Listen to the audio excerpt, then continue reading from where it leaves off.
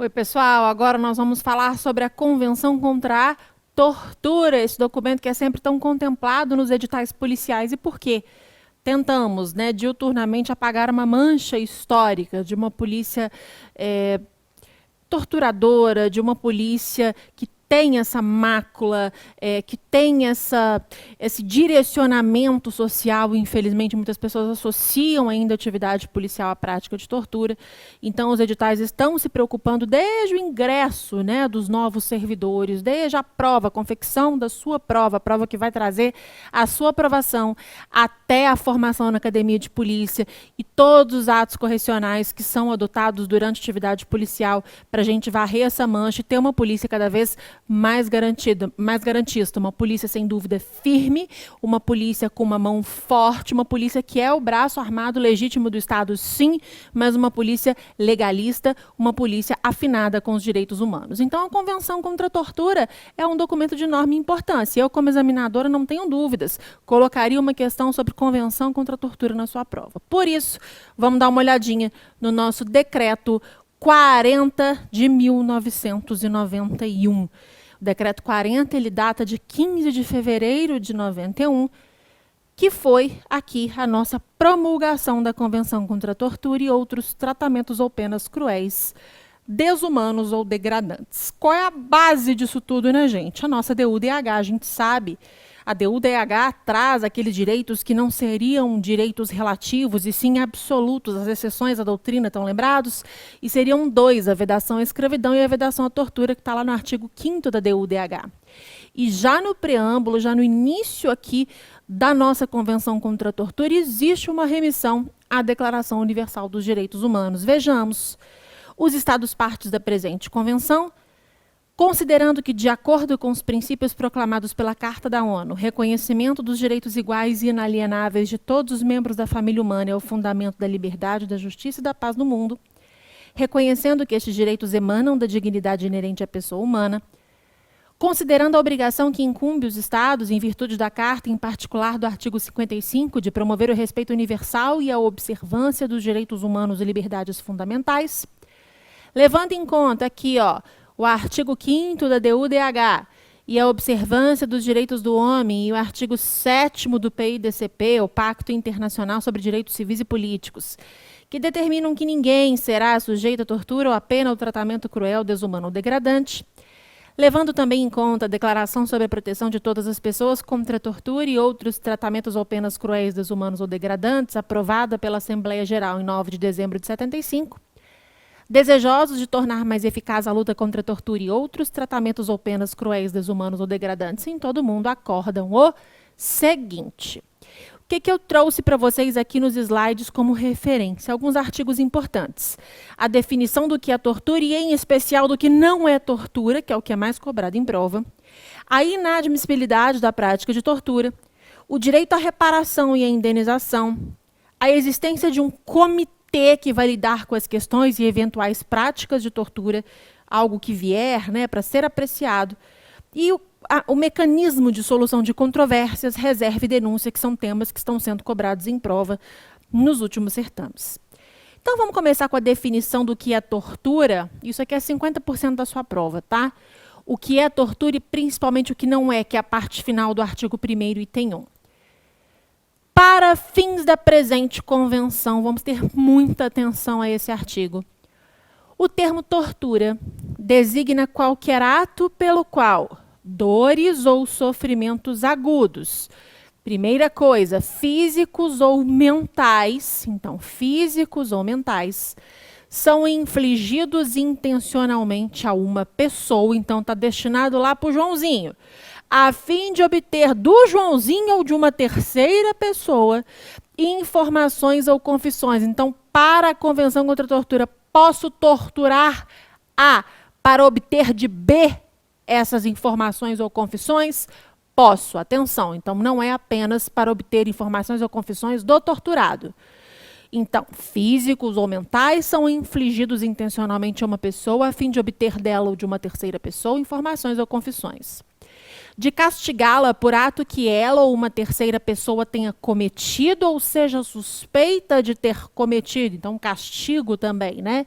Que essa pessoa ou uma terceira pessoa tenha cometido ou seja suspeita de intimidar ou coagir esta pessoa ou outras pessoas, ou por qualquer motivo baseado em discriminação de qualquer natureza, quando tais dores ou sofrimentos são infligidos por quem?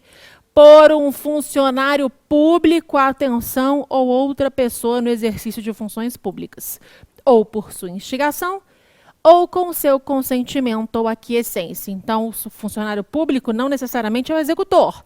Ele pode aquecer, pode instigar, pode consentir com aquela prática. Agora, muita atenção, porque normalmente as questões de prova versam sobre esse final. Não se considerará como tortura as dores ou sofrimentos que sejam consequência unicamente de sanções legítimas ou que sejam inerentes a tais sanções ou delas decorram. Então, eventualmente, o Joãozinho alegou que está sendo torturado porque está sofrendo, padecendo de dores ou de sofrimentos que são consequência de sanções legítimas. Não, nesse caso não se fala em tortura. Então, eu vou repetir a frase, que é uma frase clássica de prova. Não se considerará como tortura as dores ou sofrimentos que sejam consequência unicamente de sanções legítimas ou que sejam inerentes a tais sanções ou delas decorram. Perfeito? 2. O presente artigo não será interpretado de maneira a restringir qualquer instrumento internacional ou legislação nacional que contenha ou possa conter dispositivos de alcance mais amplo. O que significa esse item 2, esse parágrafo 2º? Caso exista, isso aparece em prova bastante também, então atenção. Caso exista uma legislação interna ou internacional, algum pacto, algum tratado, alguma convenção, alguma lei interna de algum país, que seja mais protetiva em relação à tortura, ao combate à tortura, nós aplicaremos sem nenhum pudor essa legislação. Então, quanto mais protetiva for a legislação em relação ao combate à tortura, é essa legislação que será aplicada. Tudo bem? Voltando aqui para a tela. Artigo 2º. Cada Estado-parte tomará medidas eficazes de caráter legislativo, administrativo, judicial ou de outra natureza, a fim de impedir a prática de atos de tortura em qualquer território sob sua jurisdição. Em nenhum caso, faz uma estrelinha aqui no item 2, porque ele despenca em prova. Em nenhum caso poderão invocar-se circunstâncias excepcionais, tais como ameaça ou estado de guerra, instabilidade política interna ou qualquer outra emergência pública, como justificação para a tortura. Eu vou repetir. Em nenhum caso, Elisa, mas o terrorista colocou uma bomba na frente de uma escola onde estudam 814 criancinhas. E o terrorista disse que a bomba vai explodir em 10 minutos. Pode torturar para saber, o Estado pode fazê-lo legitimamente para saber onde é que está a bomba? Não. Mas não tem mais, gente. Em nenhum caso, simplifiquem os seus estudos. Então, por mais esdrúxulo que possa ser um exemplo que a prova traga, não caiam nessa. A tortura, ela jamais deve ser admitida e legitimada pelo Estado. Estamos entendidos? Depois não digam que eu não avisei. O examinador sabe que existe aí, né, um compadecimento, vai trazer um caso triste, um caso complicado, né, de dilemas morais. Não se admite a tortura legitimada pelo Estado, sob pena de retornarmos à barbárie, né? Uma quarta velocidade do direito penal. Tem uma aula minha no YouTube do Supremo, uma aula gratuita, que é a teoria do cenário da bomba relógio, exatamente esse exemplo que eu dei. Corre lá, terminando essa aula, dever de casa, ela é curtinha. Corre no YouTube do Supremo e assista a essa aula, que será um importante complemento, um rico complemento para a sua prova. Voltando aqui, outra questão que aparece incidentalmente em prova, sim. A ordem de um funcionário superior ou de uma autoridade pública não poderá ser invocada como justificação para tortura. Então, a ordem de um funcionário superior ou de uma autoridade pública não poderá ser invocada como justificação para a tortura, ok? Então, nenhum tipo de ordem pode ser invocado como justificação para a tortura. Nada justifica. Lembrem-se do artigo 5º e lembrem-se da relatividade, limitabilidade dos direitos humanos, dos direitos fundamentais, que nós estudamos na aula de características e que nós sabemos muito bem que existem as duas exceções que trariam que esses direitos seriam absolutos. A vedação à tortura é um desses direitos. Maravilha? Voltando aqui para a nossa tela. Artigo 3º, apareceu recentemente em prova. Nenhum Estado-parte procederá à expulsão, devolução ou extradição de uma pessoa para outro Estado quando houver razões substanciais para crer que essa pessoa corre perigo de ali ser submetida à tortura. Então, a gente tem o Estado A e o Estado B. Vamos supor que a extradição do Joãozinho tenha sido pedida ao Estado A pelo Estado B.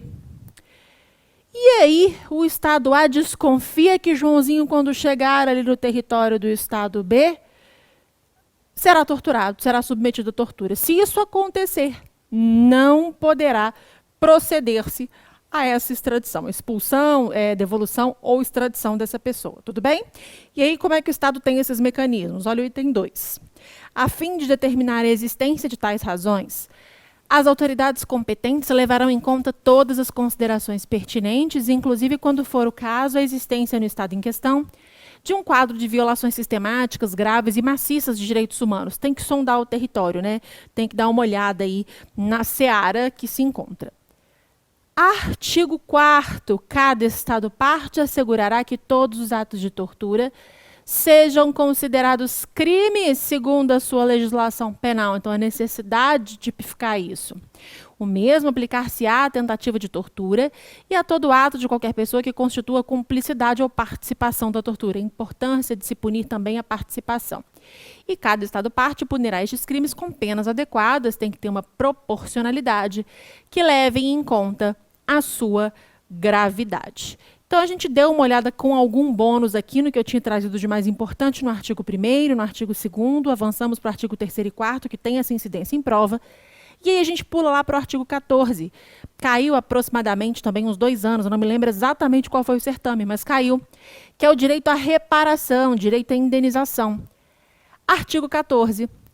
Cada Estado-parte assegurará em seu sistema jurídico à vítima de um ato de tortura o direito à reparação e a uma indenização justa e adequada, incluídos os meios necessários para a mais completa reabilitação possível. Em caso de morte da vítima como resultado de um ato de tortura, é possível que esse direito à indenização passe a terceiros? Sim, aos seus dependentes. O disposto no presente artigo não afetará qualquer direito à indenização que a vítima ou outra pessoa possam ter em decorrência das leis nacionais. Então, sempre vale a lógica da legislação mais protetiva e do maior amparo possível a essas vítimas. Artigo 15 também caiu em prova de forma mais recente. Cada Estado-parte assegurará que nenhuma declaração que se demonstre ter sido prestada como resultado de tortura possa ser invocada como prova em qualquer processo, salvo contra uma pessoa acusada de tortura, como prova de que a declaração foi prestada. Isso já caiu e caiu mais de uma vez, então muita atenção. Agora sim, vamos para a parte 2. Vamos trabalhar o nosso comitê. Então, existe um comitê, pessoal, que vai trabalhar exatamente esse rechaçar da tortura, que vai fiscalizar como um órgão de acompanhamento e monitoramento, vai fiscalizar a prática de tortura nos Estados-partes. Fiscalizar se os Estados que se submeteram à Convenção contra a Tortura estão, de fato, cumprindo as suas diretrizes. Esse comitê, ele é composto por 10 membros, e esses membros são chamados peritos, tá? 10 membros chamados peritos que cumprem um mandato. Existe o mandato dos peritos, existe uma mesa também nesse comitê que exerce mandato. Então, lembrem-se, num primeiro momento, que existe um comitê composto por 10 peritos, que são pessoas que têm, né, uma atuação específica, um saber em matéria de direitos humanos, agem ali a título pessoal e não como representantes dos seus estados. Isso é importante saber também. Vamos dar uma olhadinha nesse artigo. Artigo 17. Constituir-se-á comitê contra a tortura, que daqui para frente no documento vai ser chamado de comitê, que desempenhará as funções descritas adiante. O comitê será composto por 10 peritos de elevada reputação moral e reconhecida competência em matéria de direitos humanos, os quais exercerão suas funções a título pessoal. Atenção, eles não representam os interesses dos estados proponentes. Eles ali estão em razão da sua elevada reputação moral e reconhecida competência em matéria de direitos humanos. Muito embora eles sejam eleitos pelos estados partes e não representem esses estados, a ideia é manter uma distribuição geográfica equitativa entre esses peritos, né? Já que é uma convenção do sistema global de proteção, a ideia é que a gente não tenha 10 peritos brasileiros, ou 6 peritos brasileiros, ou 3, 4. A ideia não é essa. A ideia é que a gente distribua no globo, né, no sistema global, representatividade no sentido de ocupação de espaços de vivências diferentes, certo? E não porque aqueles peritos estarão representando os seus estados, os interesses dos estados, como despachantes desses interesses, perceberam? Então, tem uma distribuição geográfica equitativa, deve-se pulverizar isso para que tenha-se uma riqueza maior de experiências, mas esses peritos ali estão em razão das suas características pessoais, do seu saber em relação à matéria, e não de forma alguma para representarem, para serem meros despachantes desses estados. Maravilha? Não confundam isso. Então, finalizando o item 1, os peritos serão eleitos pelos estados partes, levando em conta uma distribuição geográfica equitativa e a utilidade da participação de algumas pessoas com experiência jurídica. Eles são eleitos em votação secreta, dentre uma lista de pessoas que são indicadas pelos estados partes. Esses membros eles são eleitos em reuniões bienais dos estados partes, que são convocadas pelo secretário-geral da ONU, e aí tem umas partes procedimentais que não fazem muito sentido aqui para a nossa prova. Também em relação à eleição, os prazos, isso também não é nosso objeto de estudo, mas o mandato sim. Os membros do comitê serão eleitos para um mandato de 4 anos. Então, 10 membros chamados peritos, que têm esse saber, essa elevada reputação moral, esse conhecimento em matéria de direitos humanos, que distribui-se, né, de forma equitativa no globo, mas que esses peritos não representam especificamente os interesses dos seus estados, então, portanto, atuam a título pessoal e o mandato deles é de 4 anos. Eles são indicados pelos estados partes, tem todo um processo interno e o mandato é de 4 anos. Poderão, caso suas candidaturas sejam apresentadas novamente, ser reeleitos. Elisa, admite-se reeleição? Sim, admite-se reeleição. Mas existe uma rotatividade, tá? Não é troca todo mundo, não. Existe uma rotatividade dentre esses peritos. O que mais? Eu disse que existe uma mesa. Então, embora o mandato desses peritos, o mandato desses membros do comitê, seja um mandato de 4 anos, a mesa ela é eleita para um período de 2 anos, também podendo haver reeleição. Tá? O quórum dessa mesa é de 6 membros e as decisões do comitê serão tomadas por uma maioria de votos dos membros presentes. Maravilha? Então, o que a gente venceu aqui do que eu tinha separado de mais importante? Artigo 1º, 2º, vamos para o 3º, 4º, demos uma olhada em alguns outros. No 15, falei do direito à reparação e indenização e falei sobre o comitê. Agora vamos à solução de controvérsias, à reserva e à denúncia. Claro, dando uma pescada em outros artigos importantes aqui também. Vamos dar uma olhada aqui no artigo 28. No artigo 28, nós temos o seguinte: cada Estado-parte poderá declarar, por ocasião da assinatura ou da ratificação da presente convenção ou de adesão à convenção, que não reconhece a competência do comitê quanto ao disposto no artigo 20. Então, lá no artigo 20, nós temos que o comitê, no caso de vir a receber informações fidedignas que lhe pareçam indicar de forma fundamentada que a tortura é praticada sistematicamente no território de um Estado-parte, convidará o Estado-parte em questão a cooperar no exame das informações e, nesse sentido, a transmitir ao comitê as observações que julgar pertinentes. Levando em consideração todas as observações que houver apresentado o Estado parte interessado, bem como quaisquer outras informações pertinentes de que dispuser, o comitê poderá, se lhe parecer justificável, designar um ou vários de seus membros para que procedam uma investigação confidencial e informem urgentemente o comitê. Então, voltando lá para o artigo 28, o que está se querendo dizer? Cada Estado-parte pode dizer que não reconhece todo esse procedimento do comitê em relação a essa fiscalização. Todo Estado-parte dessa convenção que houver formulado uma reserva, porque isso é uma reserva, o que está presente aqui, o que está previsto no parágrafo 1º, no item 1, é uma reserva, todo Estado-parte que o fizer pode, a qualquer momento, voltar atrás. Pode tornar sem efeito essa reserva. E o que se faz como praxe no instrumento do Sistema Global de Proteção? Faça uma notificação endereçada ao secretário-geral da ONU. Então, o Estado-parte pode formular uma reserva em relação à atuação do comitê? Pode. Ele pode se arrepender dessa reserva, ele pode voltar atrás e falar, não quero, agora, de fato, eu quero me submeter ao comitê e quero que haja essa fiscalização? Pode fazê-lo.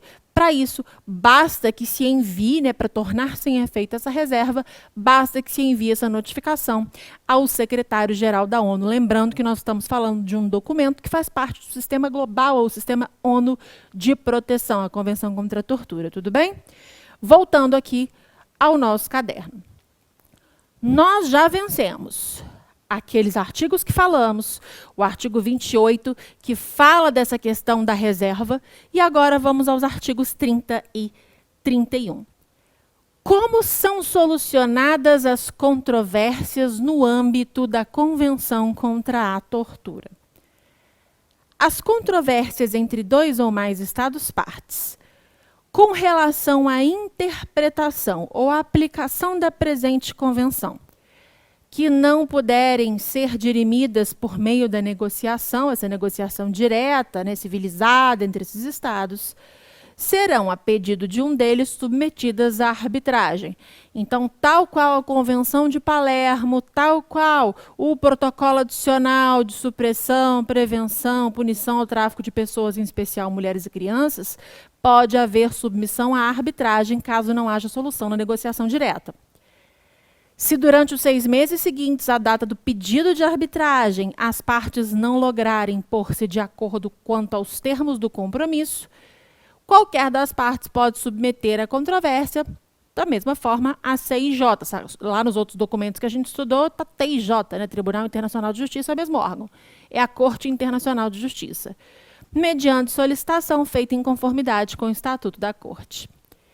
Cada Estado, aquele estatuto, lembra do artigo 92 da Carta da ONU? Pois bem, cada Estado-parte, cada Estado poderá, por ocasião da assinatura ou da ratificação da presente convenção, declarar que não se considera obrigado pelo parágrafo 1º desse artigo. Então, pode um Estado excluir a arbitragem ali do seu âmbito de aplicação, dizer que não quer se submeter à arbitragem, formular uma reserva nesse sentido?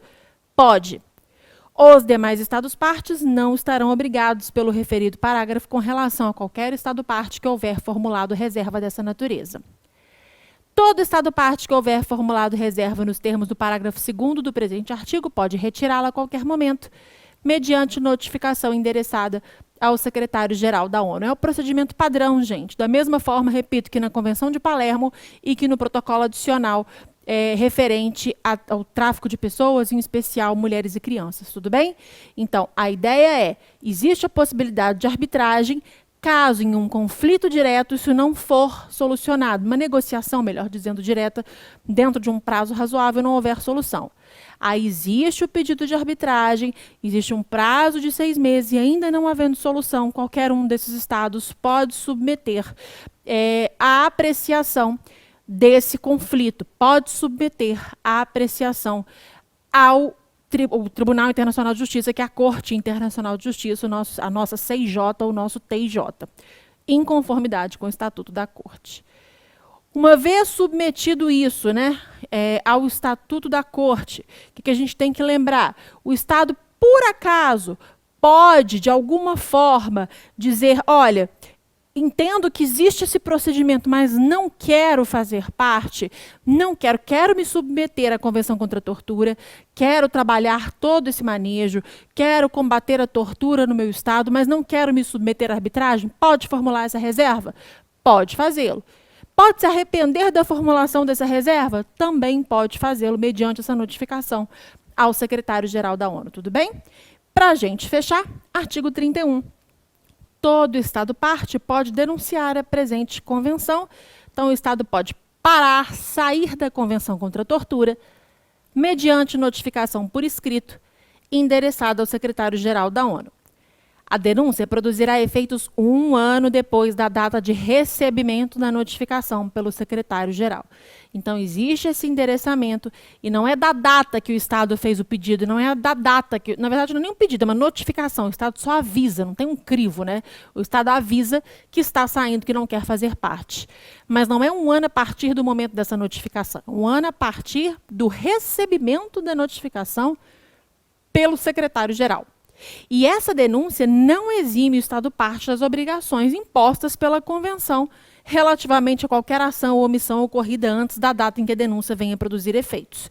Então, nesse 1 ano, o Estado continua se obrigando aos preceitos, às normativas, a tudo que for colocado na Convenção contra a Tortura. Tá? Então, só depois desse prazo é que existe a produção de efeitos. A denúncia não acarretará tampouco a suspensão do exame de quaisquer questões que o comitê começar a examinar antes da data em que a denúncia veio a produzir efeitos claros. Não ficaria muito fácil, né? Seria um mecanismo que o Estado teria para burlar essa observância do comitê, esse monitoramento do comitê. A partir da data em que vier a produzir efeitos a denúncia de um Estado parte, o comitê não dará início ao exame de qualquer nova questão referente ao Estado em apreço. Claro, porque aí as regras são muito claras, se o Estado já saiu, já produziu os efeitos, não há porquê, não faz sentido o comitê atuar.